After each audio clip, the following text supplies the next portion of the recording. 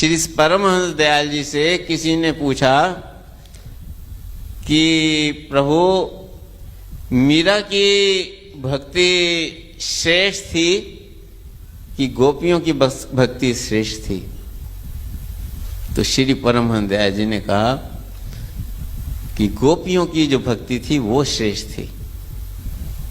तो भक्तों ने पूछा कि प्रभु, गोपियों की भक्ति कैसे श्रेष्ठ थी? तब तो भगवान थे, भगवान साक्षात थे, उनसे प्रेम करना आसान कार्य है, और उसने तो एक मूर्त से प्रेम करके भगवान को प्रकट किया।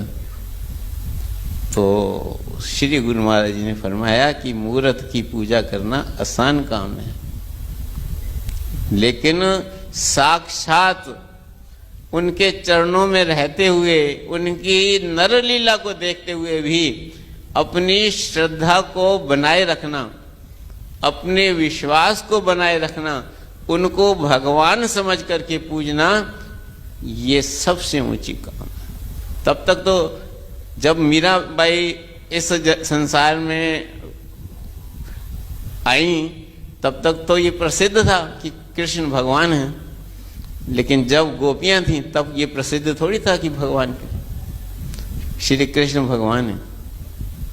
फिर भी उन्होंने उन्हें भगवान की तरह पूजा।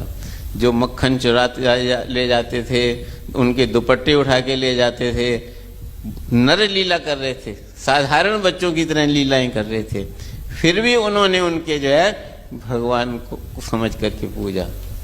जिस दिन वो यशोदा मैया को जाकर के कंप्लेंट भी करते थे, तुम्हारा लल्ला हमारा जो है मक्खन चुरा के ले गया, मटकियां फोड़ दी, ये वो, और जिस दिन वो जो है मक्खन चुराने नहीं जाते थे तो बेचैन हो जाती थी। उन्हें इंतजार रहती थी, दरवाजे कुंडी खोल के रखती थी कि कब हमारे घर में आए और मक्खन चुराने के लिए आए। तो ये सब उनकी नर लीला को देखते हुए भी उनके हृदय के अंदर वो प्रेम था, वो श्रद्धा थी, वो था कि वो उन्हें नर रूप में देखते हुए भी भगवान समझ करके उनकी पूजा करते थे। तो ऐसे ही वक्त के महापुरुषों की आज्ञा में चलना, जो समय समय पर आज्ञा प्रदान करते हैं। हम तो ग्रंथ तो पढ़ते हैं, महाभारत भागवत का ग्रंथ पढ़ते हैं, उनकी लीलाओं को पढ़ते हैं, रामायण पढ़ते हैं, उनकी लीलाओं को सुनते हैं, लिख और पढ़ते हैं, सुनाते हैं।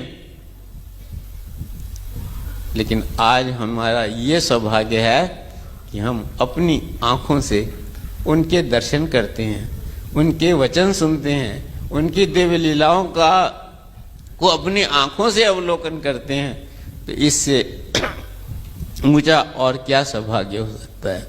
तो अपने सौभाग्य की सराहना करते हुए हर पल हर क्षण,